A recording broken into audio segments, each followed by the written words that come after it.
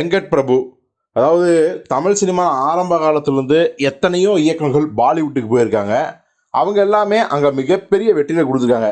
ஆனால் நமக்கே தெரியும் பாலிவுட் பண்ணுற சதியால் அங்கே சஸ்டெயின் பண்ண முடியாது.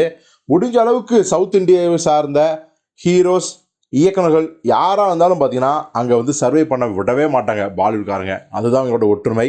ஸோ அப்படி எத்தனையோ இயக்குனர்கள் கே பாலச்சந்தர், கே பாக்யராஜ், நம்ம ஏஆர் முருகதாஸ் இப்படி பல இயக்குனர்கள் பாலிவுட்டுக்கு போய் பார்த்தீங்கன்னா அங்கே நிரந்தரமாக தங்களை விட்டு விட்டு தான் படம் பண்ணியிருக்காங்க. இப்போ கூட நம்ம அட்லி அவர்கள் போய் ஷாருக் கானை வச்சு ஜவான் அப்படிங்கிற 1200 கோடி வசூல் படத்தை கொடுத்தாலும் கூட என்ன பண்ணுறாங்க பாருங்கள். இப்போ அவர் எடுத்த பேபி ஜான், அவர் தான் ப்ரொடியூசர், அந்த படத்துக்கு போதுமான தியேட்டர் கொடுக்காம பயங்கரமாக அலக்கழிச்சாங்க. அதையெல்லாம் மீறி ரிலீஸ் பண்ணாலும் படம் பெருசாக போகலை அப்படிங்கிறதா செய்தி. இந்த நேரத்தில் தான் நம்ம தமிழ் இயக்குனர் வெங்கட் பிரபு பாலிவுட்டுக்கு என்ட்ரி ஆக போகிறாரு. ஏற்கனவே நம்ம சொல்லியிருந்தோம் கோட் படத்துக்கு அப்புறம் சிவகார்த்திகேயன் ஒரு படம் பண்ண போகிறாரு. சிவகார்த்திகேயனோட 25வது படமே வெங்கட் பிரபு தான் இயக்குனர் அப்படிலாம் சொல்லியிருந்தோம். ஆனால் இப்போ என்னென்னா சிவகார்த்திகேயன் டிலே ஆகிட்டே இருக்குது அந்த ப்ராஜெக்ட்டு. உடனே அஜித்துக்கு பார்த்தீங்கன்னா அவர் பேச்சுவார்த்தை நடத்தினார். அஜித் வெங்கட் பிரபு கதை ரெடி பண்ண சொல்லிட்டாரு. அவரு சொல்கிறார் மங்காத்தா 2 கதை என்கிட்ட இருக்குது, மங்காத்தாவோட 2ஆம் பாகம் அப்படின்னு. ஆனால் அஜித்தோட கமிட்மெண்ட் எல்லாமே அடுத்த வருட இறுதியில் தான்.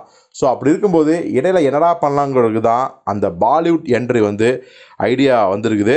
ஸோ வெங்கட் பிரபு அவர்கள் முதல் முறையாக தன்னுடைய பாலிவுட் பிரவேசத்தை ஆரம்பிக்க போகிறார்.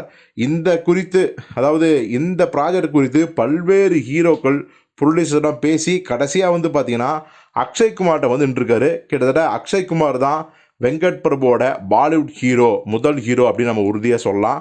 ஸோ பொறுத்து பார்ப்போம். வெங்கட் பிரபுவோட ஃப்ளேவர்ஸ் எல்லாம் பாலிவுட் தனமாக தான் இருக்கும் படங்களில், அதுவும் நம்ம ஒர்க் அவுட் ஆகும். பட் அங்கே எப்படி வேறு லெவலுக்கு ஒர்க் அவுட் ஆகுதா இல்லை அங்கே எடுபடாமல் போகுதா அப்படிங்கிறத பொறுத்திருந்து பார்ப்போம்.